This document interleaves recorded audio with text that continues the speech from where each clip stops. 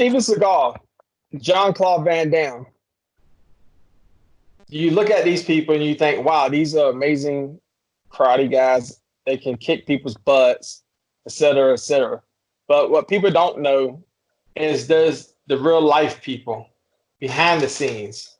People that can actually kick your butt if you looked at them the wrong way. But you would never know because it's so modest and so nice. This is one of those guys. In Hollywood right now, this gentleman has worked on films such as The Karate Kid and other films that I really can't think of right now. With that said, ladies and gentlemen, I want to introduce you to you, Sensei Darryl Vidal. Darryl, how you doing? Joseph, I'm doing well. Thank you very much for having me. Well, speaking of movies I can't think of, what were the other movies that I should have written down? Well, it's funny you say that because there's a couple others, but there's none big like the main one that you know about. So, there's a movie called King of the Underdogs, which is a documentary about the director of Rocky and the Karate Kid, John Avildsen. So I appear in that movie, and I had a small. That came out in 2017, right? Yeah, that's correct. I think I've seen that. Yeah. Oh, really? You did see it? Good. Yeah. And then there's a couple of other projects that are out there, but nothing that really of anybody's ever heard of. So let's get down to the bread and butter. Okay. Where are you from? Originally born in Southern California in San Diego, and lived all my life in Southern California. Oh, really? Yeah. Born and raised in Alabama, so we got a lot in common. Okay. So growing up, people want to play football. See, down here in Alabama, people want to play football. People want to play basketball. Sure. People want to play baseball. Mm-hmm. What made you want to go into karate?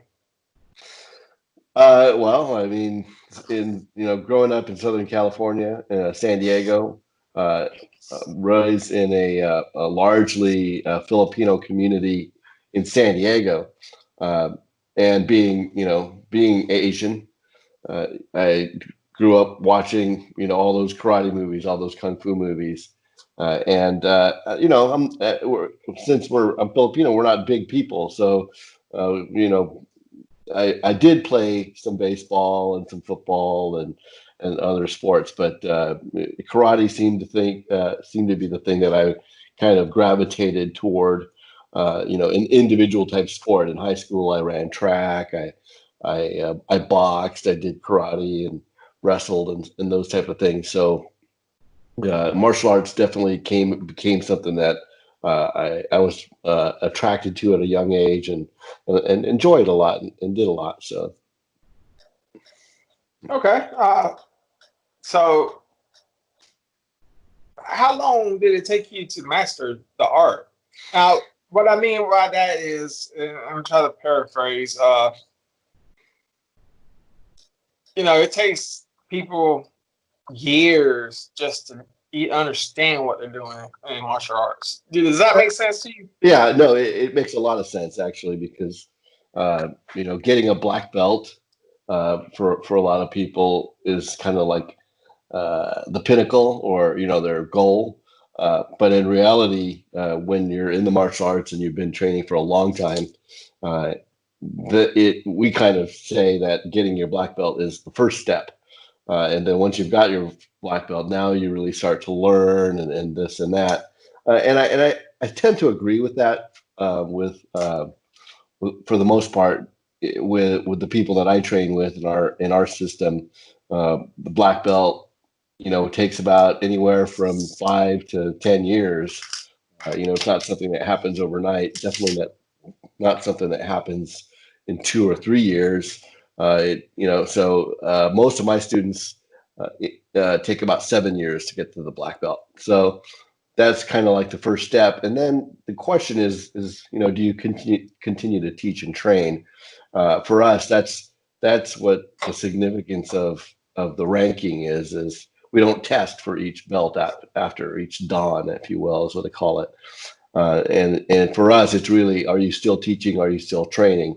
And then after, 3 to 4 years of continued commitment, teaching and training, helping out in the community, that's when you start to get ranked. So, and then there's the question about other martial arts as well. I also train in Filipino stick fighting, Wing Chun. Like I said, I boxed and wrestled. So it really does take, I would say at least 10 years of training in some sort of martial arts before you begin to master something. But without staying with one system and then, teaching and training in that system, I don't know if you ever really reach mastery. So, I think it's a good question that you ask is, okay, you get your black belt in a system. Are you now a master of that system? And then some would say, yeah, you're a master, but maybe it's not until 4th or 5th degree. In our system, 5th degree is when we can officially start calling you master or something, because you've got at least 20 years into your black belt by the time you reach a 5th degree. So maybe it's something like that, getting to the higher levels of whatever system you're training in, or maybe 10, 12 years of training in something to become a master of something. Well, I mean, this is going to kind of be kind of insulting because I have limited. I kind of say that I have a martial arts background, but compared to you, I'm like a preschooler. Right. I was taught under a gentleman by the name of Jason Davis. That was he had a company down here, but now I believe he lives in Virginia, and he taught me over 2 years. And I told him, I was like, when I started, I wanted self-defense. Like, this is what I want. I want self-defense. Right. And I didn't care about belts, and I want to know. Right. You want to be able to protect yourself. Yeah, and And then later on, I got under the guy named Gary Davis, not related, but he was more Taekwondo. And I told him, I was like, look, it's not that I don't mean to disrespect the art of Taekwondo, but I want to know, kicking and punching, that's great, but I want to know, other things and, stuff that Jason taught me. So what I did was, I took what Jason taught me, and then when I moved to Gary, I took what he taught me, the kicking and punching. And people don't understand, when you kick and punch, it's so different. You can't just, it's kind of like, what I'm trying to say, it's kind of like watching YouTube. And you're watching YouTube and you're seeing two guys fight, and you're like, they're punching, and they think they're doing something. So you got to understand, you got to put your body into it. You got, there's a certain form, and that's what like Taekwondo is like. You just can't just start kicking like an idiot. There's a certain way, And so what I did was, when I try to teach what Jason taught me and what Gary taught me, and then I try to put it into, and I come up with my own stuff. And then you go out there and you play with somebody, and you realize, oh, wait a minute, you got to strike first. So before you put somebody in an arm lock, make sure you. First rule, that's what they don't teach you. That's why they said martial arts don't start till you get a black belt. Because you're sitting there and you get cocky and you think you know something, and all of a sudden you try something on somebody and they're like,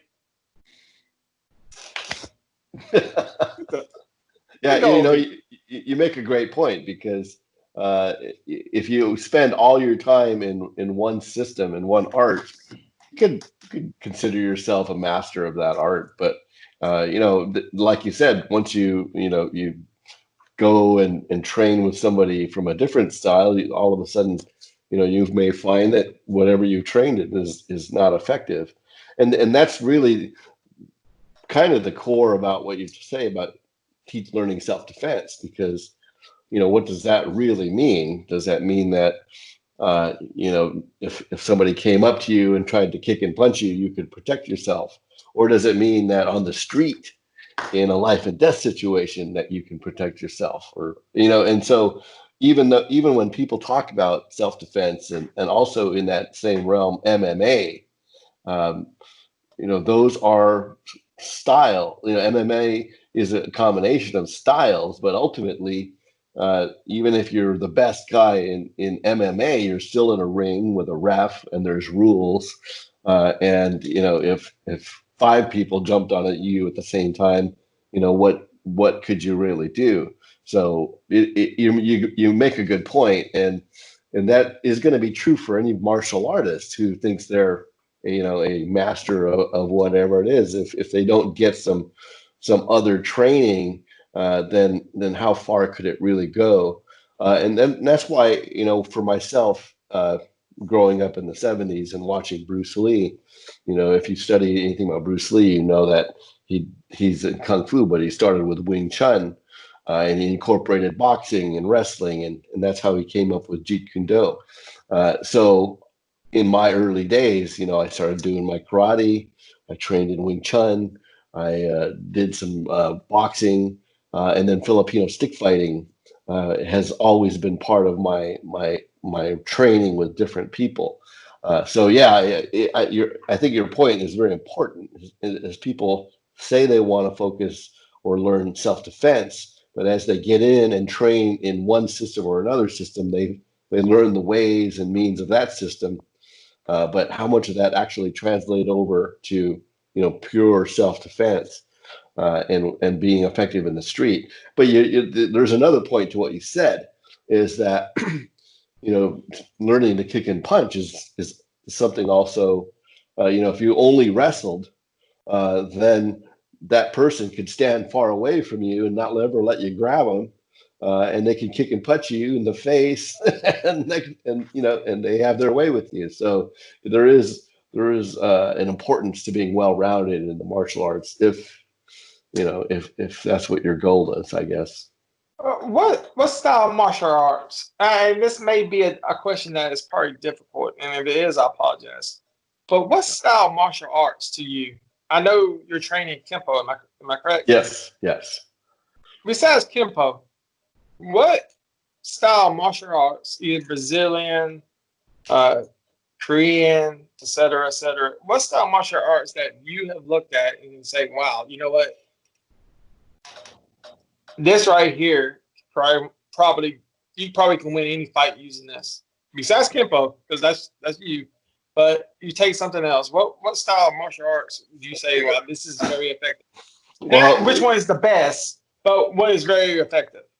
right. Yeah. No, that again, it's a good question. It's a very complicated question because for the same reasons I just said, is each system has their way, and if you train in that system, then you can get better in that system. But in terms of everything, coming back to self-defense, is there one system? Even Kempo, Kempo, the system that I study, which is not American Kempo, it's considered Chinese Kempo. So, Kempo itself is uh, yeah, there's a lot of different factions or different types of Kempo as well. So it is a pretty well-rounded art in that it does include kicking and punching, striking, some takedowns, some grappling, but it is not a ground fighting system. We're never going to try to pull guard, especially early in a fight. We want to stand up, we want to strike. So if you were to say an other art, I think there's good Korean arts and good Japanese arts that could hold their own. And then I would never talk bad about one art or another, but Brazilian Jiu-Jitsu obviously is great for, once you make that connection and you make contact and now you're on the ground.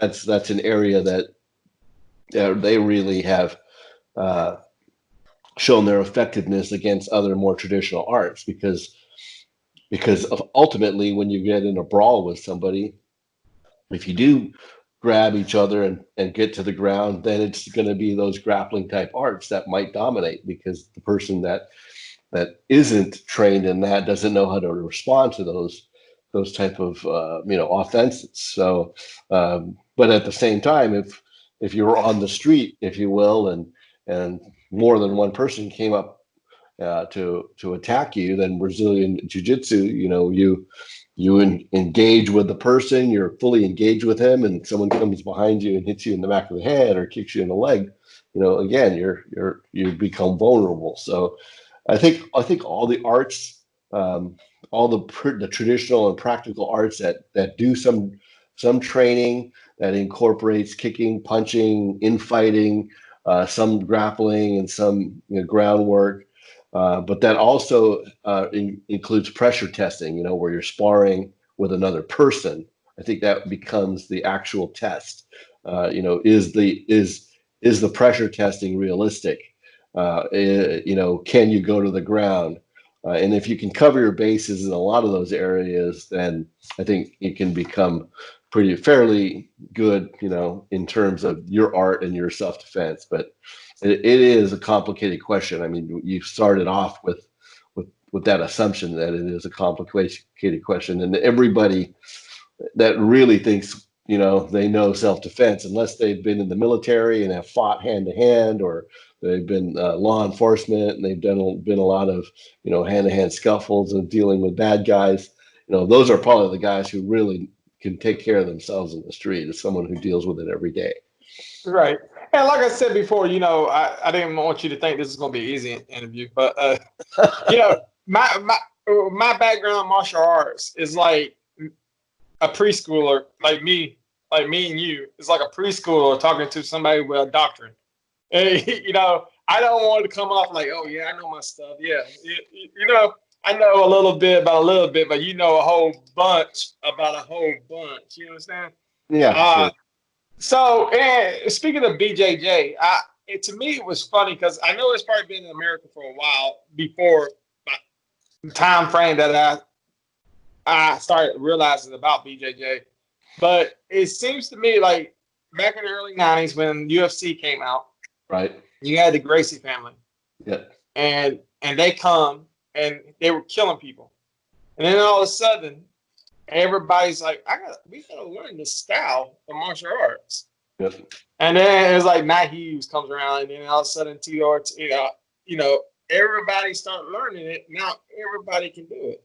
Even people like me, who's got limited supply of martial arts, I can even do some of the stuff that I see on TV. My wife can do some of the stuff that they see. But at one time, people don't realize, especially people younger than me, that there's a lot of people that do not realize that this stuff was not in America for, at all. Only like one family knew about it, and they were from Brazil. You know what I mean? Yes. And they were killing everybody. In fact, what you're saying is part of an evolution, if you will, or a cycle, and martial arts in and of itself is not that old in the United States, because if you try to go back in time, you'll find that it was really in the 50s and 60s when it became karate and kung fu were even talked about, and not some kind of mysterious ninja magical art that comes from Japan or China. So let's say in the 50s, a bunch of military guys were stationed in Okinawa and in Hawaii, and then that's where they trained and learned stuff like what became kenpo karate, or was known as kaiju kenpo, or in Okinawa what was different types of shito-ryu or shotokan, or these different systems. Shotokan obviously is a Japanese system, but those people, a lot of them were military people, came back to the United States and started to teach those systems here, and then those systems changed and to become what they are today.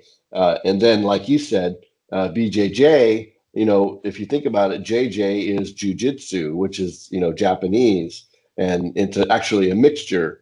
The Ju part is the gentle part, which also is shared with judo, and the other part includes arm locks and this kind of other kind of grappling stuff that is much more finesse than what you see in BJJ, where if you look at straight up BJJ, they're engaging, they're grabbing, they're going to the ground, they're rolling on the ground.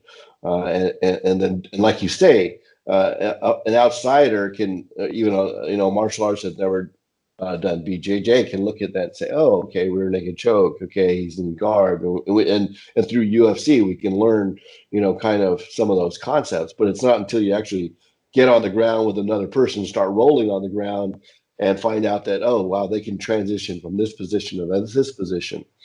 That really becomes, dominant in terms of getting hands-on and engaged and rolling on the ground. But similarly, as as styles began to evolve, let's say in the late 90s, early 2000s, you started to get these guys who were like Gracie killers, right?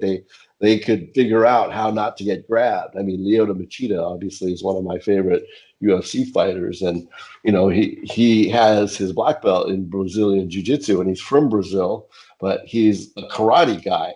And if you watch him, you can see that he's using, a karate style when he's striking. He's standing back, he's upright. He's not using Muay Thai or boxing style, but but he's familiar with it and can defend against it. And then if he gets to the ground, then he incorporates his Brazilian Jiu-Jitsu. So, I don't know if I answered your question, but I think the brunt of it is.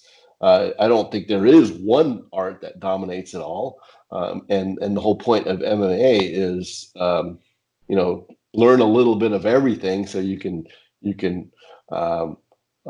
defend and work in those systems and know how to subdue your opponent in those systems. But ultimately, even MMA and UFC is, like I said, it's still a rules-based system, and you can't bite, you can't eye gouge. And there's only one. It's a 1-to-1 contest. If you were to look at a purely self-defense system like Kung Fu Sansu or even Wing Chun, one of the first things they might try to do is just poke you in the eye, and that's that's a career ender. It's a game changer. You get your eye poked out and you can't see. That changes everything. So. BJJ did dominate for a while, but I think there's enough training now out there that shows that, well, if I stand back here and not let you engage and know how to defend against takedown, you can still be pretty successful at it. That was an interesting point you made. I want to throw this question at you. Okay. Because this has been debated. And I've heard people like Joe Rogan, other mixed martial art people, a lot of karate people, a lot of anybody who's ever studied martial arts. If Bruce Lee was alive today, in his prime. In his prime, okay, not as an 80-year-old or whatever. No. In his prime. Can he be as dominant as people perceived him to be? Okay, so that is a great question. I love that question, actually, because as a huge fan of Bruce Lee, for a long while, I would always defend Bruce Lee and say, one of the greatest of all time. And to go along with that, the concept of MMA, mixed martial arts. Well, Bruce Lee, when he developed his system, Jeet Kune Do, right, the way of the intercepting fist, was the same concept of mixing martial arts together. And he would say that, he incorporated Kung Fu, Wing Chun, wrestling, boxing, all the into Jeet Kune Do. So in essence, Jeet Kune Do is MMA. But if you were to look at it in real life, there was very little true pressure testing to the system that Bruce Lee developed, because there wasn't a UFC, there wasn't cage fighting, if you will, which would kind of like be the predecessor to mixed martial arts. basically going in and doing anything. Okay, so let's get back to the question about Bruce Lee. Okay, I am a very small person. I'm an Asian guy, Filipino. I'm 5'6", 5'6.5" on a on a good day, and I weigh in about 160. I'm 30 pounds heavier and 2 inches taller than Bruce Lee was when he passed at the age of 32. Really? Bruce Yeah, Lee was that short? 5'4", 135. Okay, so that's flyweight, in boxing. I So I really could never guess. I thought he was taller than that. I thought he was like no, 5'9". yeah, he's a very small person. So and you might see different statistics. Maybe he was 5'6", but at 135, I've got 30 pounds on the guy. Could we go for it? Would I have the stamina? Maybe I wouldn't have the stamina if he was at his peak. But if I was at my peak, and I would say I could give him a run for his money, because I do have the breadth of training, and I have been pressure tested in tournament competition, and I used to box, so I know what it's like to get hit and get knocked out, and I've kicked people in the head and knocked people out. So I have done some of that pressure testing, but um, could he be as dominant? Maybe he could have been dominant in his weight division. But that's the whole point of weight divisions. The bigger you get, the harder it is to hurt somebody and knock somebody out. So, I think the same thing would hold true, that, if he got into whether it's an MMA type fight or just a fight, a bigger person, especially a much bigger person, would probably just as easily, protect himself or beat him, depending on what the rules are. So the thing about Bruce Lee is that he was a pioneer. It's like Henry Ford. They say Henry Ford invented the car. Well, he really invented the production line, right? The assembly line. Right. And all the components of the car, from the wheels to the transmission to the engine to the carburetor, all the other components were invented by other people, and then Henry Ford invented the assembly line and was able to mass produce cars. So, well, just same thing. There is, Bruce Lee came in at a time where martial arts were in small groups and sequestered here and there and private. They didn't share with each other, and so their systems were evolved in secret, more or less. And he broke that by teaching white people the Chinese system, by incorporating different arts and adding them together. But to answer your question, no. I don't think he could be that dominant, except within maybe his weight and size range, and in a rules based competition. There will be a lot of people that disagree with you, but I'm not one of them. Because I'm gonna tell you right now, right now as we speak, we got 260 subscribers, so there's not a lot of people watching. But hopefully one day, this will be a page that people will go to, and I'll probably get in trouble for saying this, but if you're a 5'4" human being, yeah, I probably can whoop you. I can't whip my heart, Yeah, you can pressure point me all you want to. I'm probably gonna slap you. I mean, that's just my opinion. I never met the man. I could be wrong. Right. Just in Bruce Lee's defense, right?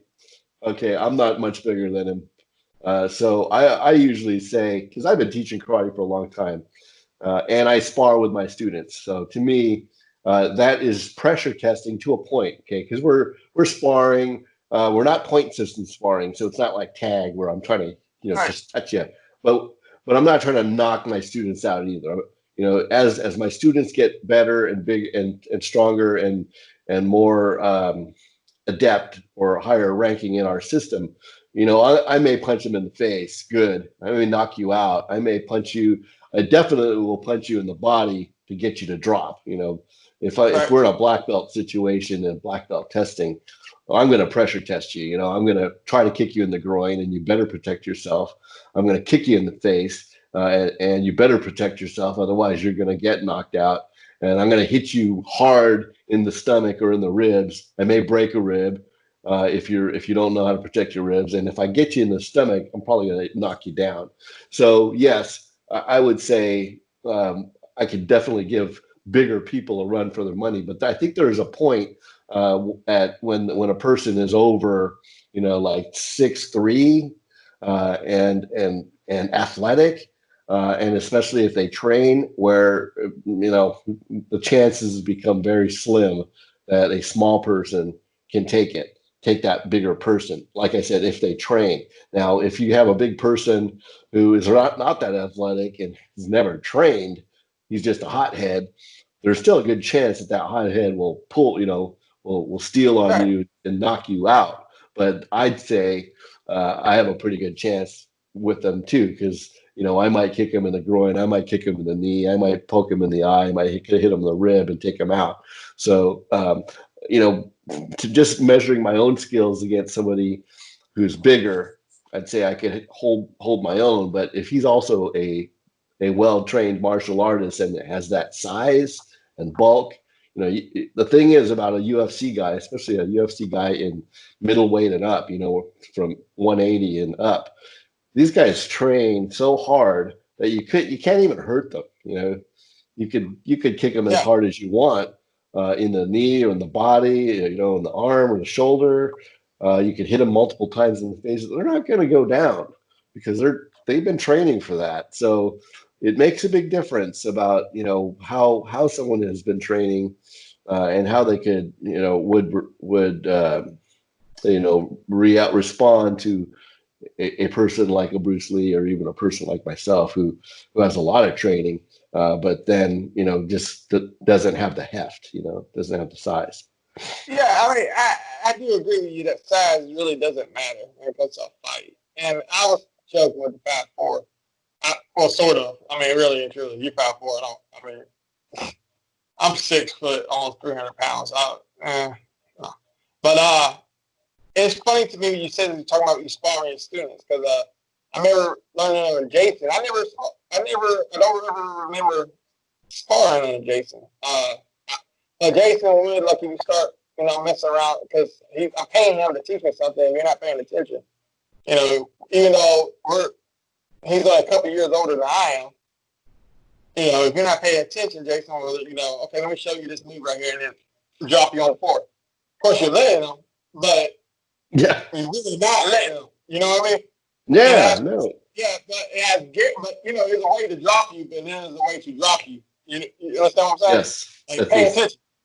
And so when I was training under Gary, who's like a 6th-degree black belt, I believe, I could be wrong, he studied under kenpo, but he was mostly taekwondo. I would train with him and spar with him just on Saturday mornings, just going in and put gear on and spar. And, you know, compared to what he knows and compared to what I know, he didn't he didn't care. Like, he'll take, you know, he'll take advantage of you. And he'll get you winded. And the reason why I'm bringing this up, because he was only like 5'6". And, you know, I'm 6 foot. And, you know, and if you look at Gary, you would think, you know, if I would take your lunch money if I had a chance. But all he had to do was hit you one time. That one time you knew that I don't here, take your lunch money back. Yeah. Because he didn't take it easy.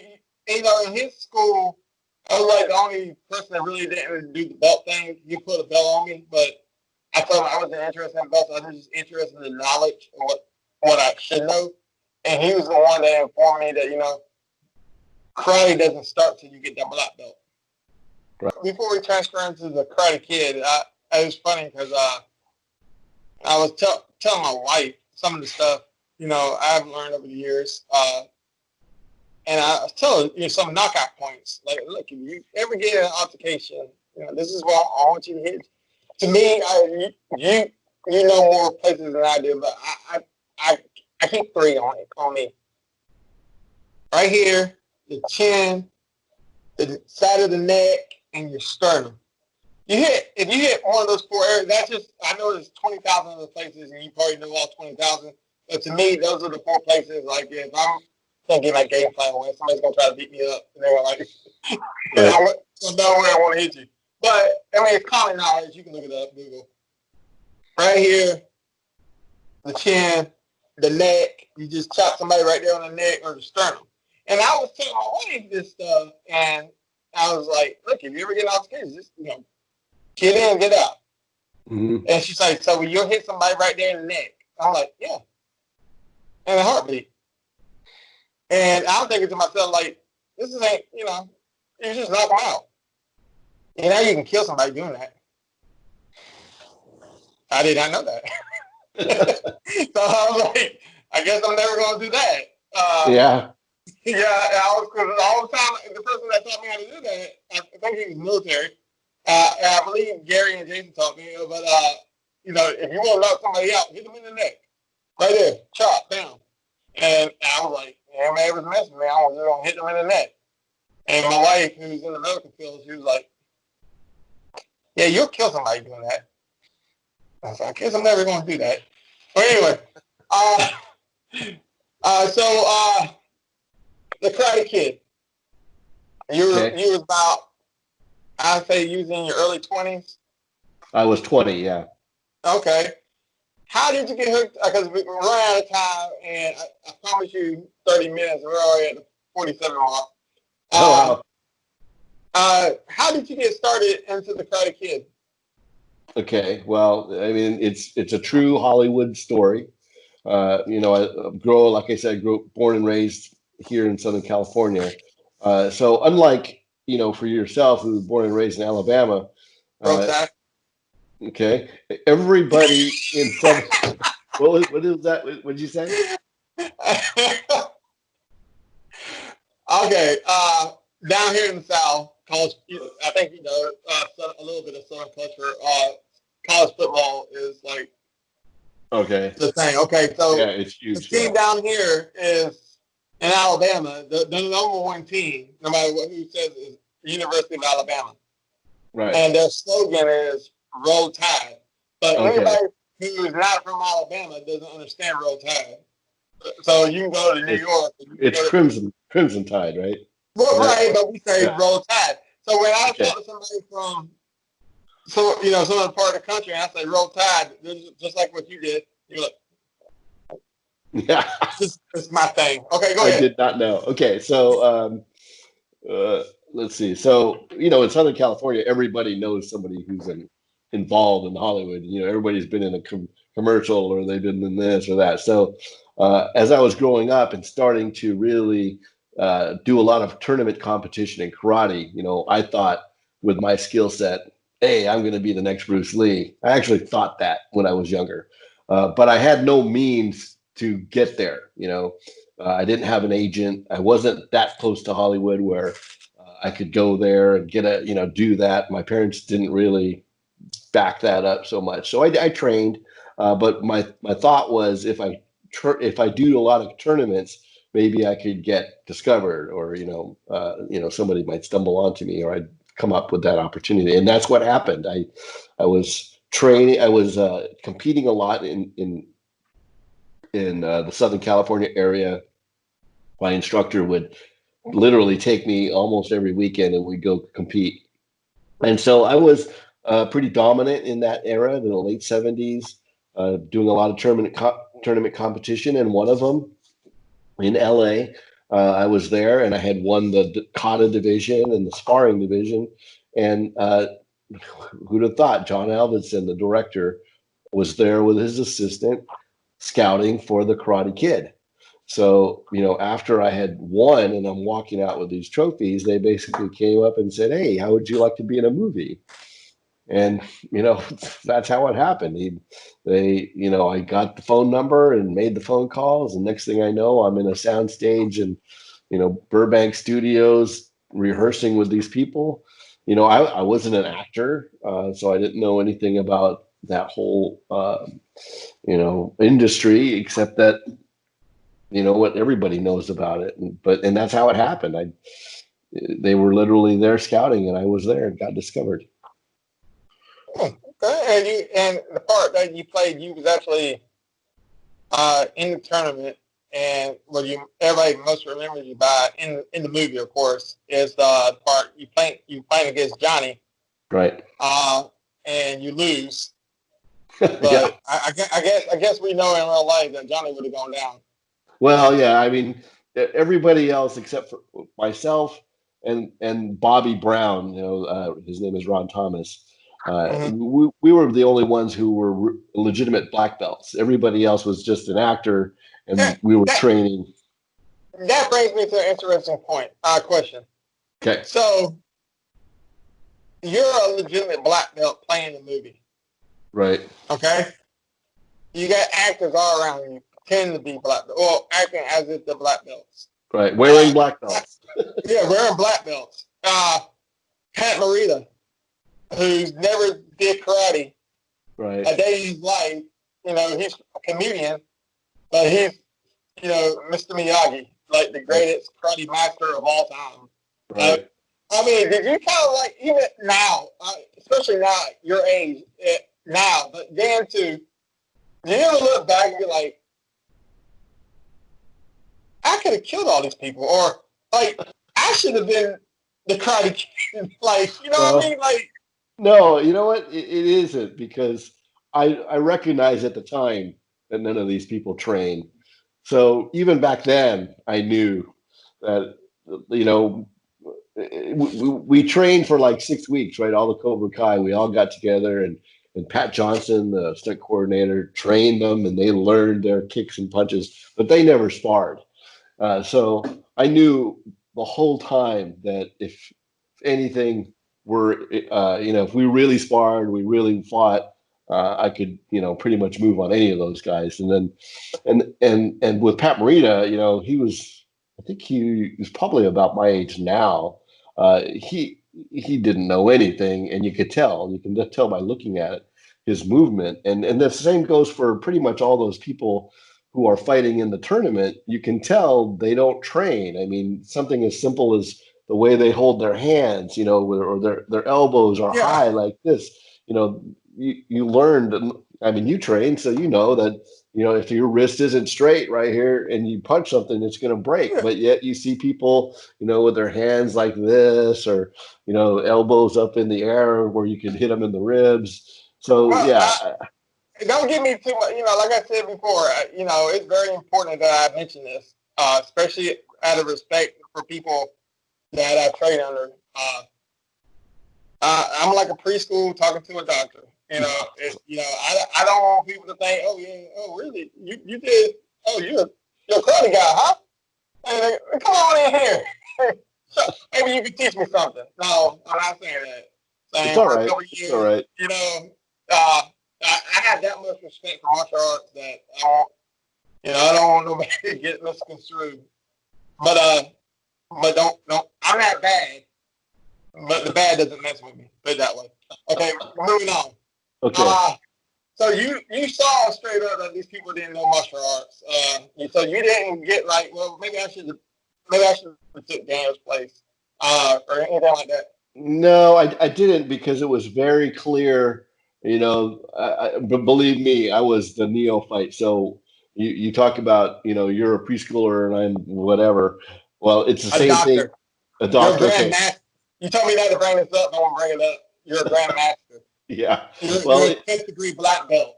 That's right. The only black belt I own is the one in the closet. So it's the same thing for the movies, right? I was a preschooler in terms of the movies, and so I wasn't gonna, especially with the director, I wasn't gonna try to pull anything. They obviously targeted me for my skills, right? My talent in jumping around and flipping around and doing these crazy karate moves. So they recognized that, and so there was no thought about, oh, I could take Daniel's place. I mean, yes, I could beat the crap out of him, but I'm not an actor. So, right. I would never think that, oh, I could take his place, because, I can't act. I don't know acting. I'm not there for my looks and all that kind of stuff. So I never did think anything that, I did think that maybe I could do more movies, but I didn't do anything after that movie. So, that was kind of a one-shot deal for me. Well, this is some facts. This is not an opinion. It's easy to learn acting. It's hard to learn martial arts. So Right. you could have picked up acting in a couple of days. That's coming. I mean, you look at somebody who's probably acting maybe in one school play in kindergarten, but I mean, you could have done it. But anyway, so something that I want to bring up real fast because I know we're running out of time. A lot of people don't know this. You created the crane kick. You was the man that made kids like me in the 1980s go outside and put their hands like this and think they're about to whoop some ass.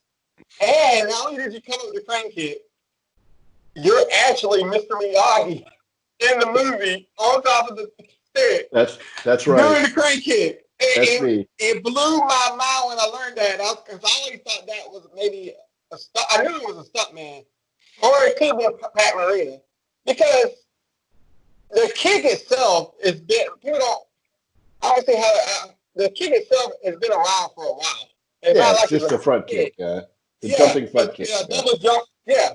That's exactly what we call it. Okay. Double jump kick. So, but what you did was you just added the crane. Yeah, exactly. One thing I want to know, because what made you think that anybody could whoop somebody's ass with that kick? That's a great question, and I want to qualify.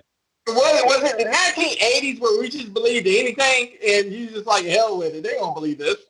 No, you know what? It's a great story, and I would. There's a couple parts to that story that I can we talk about more, but the writer, whose name is Robert Mark Kamen, he's a great writer. He wrote The Karate Kid. He also wrote movies like Taken and some of these other. He's done a lot of work. Transporter. So he really knows his stuff. He envisioned the crane kick, and in the script he talked about because the premise is Daniel's knee is injured, right, and that's why you need to be able to stand on one leg. That was part of the whole idea of the crane kick. The one leg is injured, and then the other in the description you talked about the arms splayed out to the side. And that's really the extent of the description that you would jump, kick, and land on the same leg, and then the arms would be out to the side. And my comment was, well, first of all, can't really do that. The double jump kick is you cock the leg and then you jump and kick, and then you land on the other leg. And why would you ever put your arms out to the side? It's ridiculous. How can you protect yourself? You're standing on one leg, your arm out to the side, so you're not mobile. You can't move, and your arms are out of your cover. And they said, hey, that's the concept. That's the crane technique. Just make it happen. So you can't just stand there. You have to do. And so what I made up is this whole movement of getting the arms out in front like this, which is really a Wing Chun guard, and then moving up and down up into the crane technique, where the arms are out to the side, and then doing the double jump kick, which is, like you said, it's a double jump kick, but you don't land on the same leg. So they told me what they had in mind, but I kind of changed it to do what worked, and so did I invent the crane kick? It's debatable. Like you said, the double jump kick's been around forever. But in terms of the crane kick as a whole, the whole set of movements, yeah, I did do that. It is amazing, because who would have thought that here 36 years later we'd be talking about it, and it again is truly a iconic move that everybody knows. I even say sometimes that I'm one of the most famous people that nobody knows, because everybody knows the crane kick. And then one more fact that I'll throw in there as we get close to our end is that for the first 20 years, there was nothing that actually documented that was me. Because if you look at the end of the movie, the cast, it says Darryl Vidal, semifinalist, but there was nothing about the crane kick. And it wasn't until 20 years later that they came out with the director's edition of The Karate Kid, 20th anniversary director's cut. and they had the director and Pat and Ralph talking about in the background, and they said the crane technique. Oh, there's that guy Darryl. He was such a good guy, and he did, and there it was finally. It could be documented because people thought it was Fumio Demura or another somebody else. Man. Yeah, the stuntman who did the fight scenes for Pat. Right, so which they have a documentary on him. Yes, the real Miyagi. Yeah, exactly. So that was really the first time it really was provable. And then beyond that, I met with John Alvinson sometime after that. It was closer to 30 years, and I said, he felt bad about it. And he knew, and so he made a little video, a YouTube video that he put up on YouTube, and said, "Hey, this is John. This is Darryl. He invented the crane kick. Blah blah blah." Because I think he felt bad for that, but whatever. It's all out there now. It's not whatever. I mean, it's an accomplishment. I appreciate that.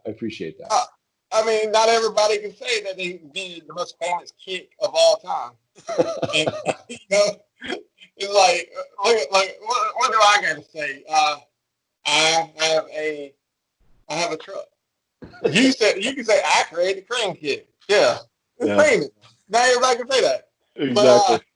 But we are there in downtown. We have really. But with that said, I do got 2 more questions.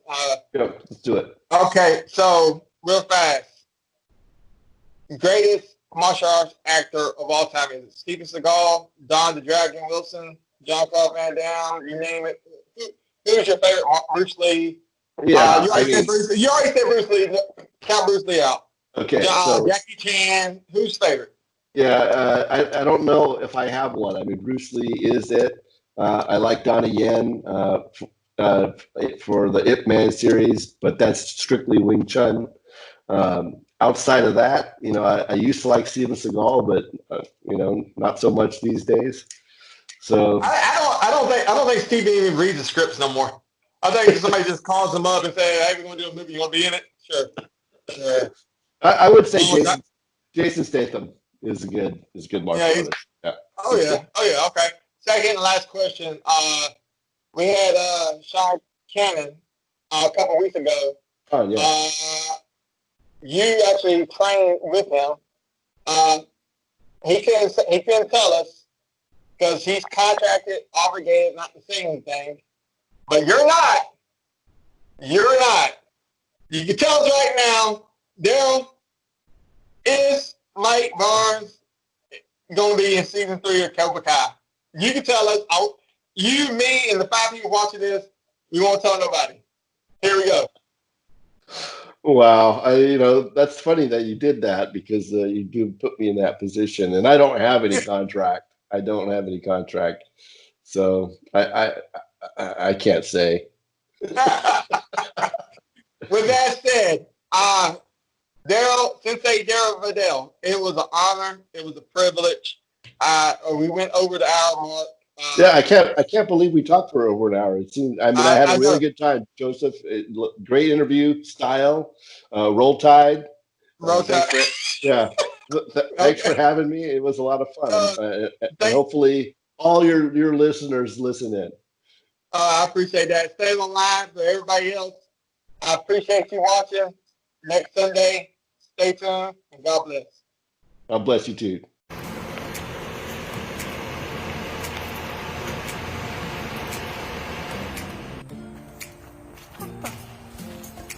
Kelsey!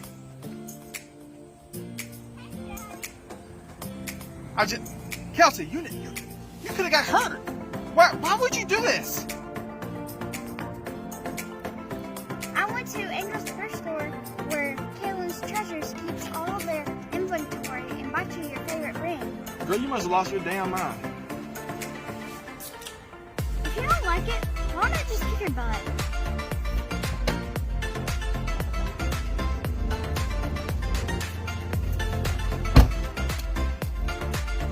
Kelsey, I'm sorry.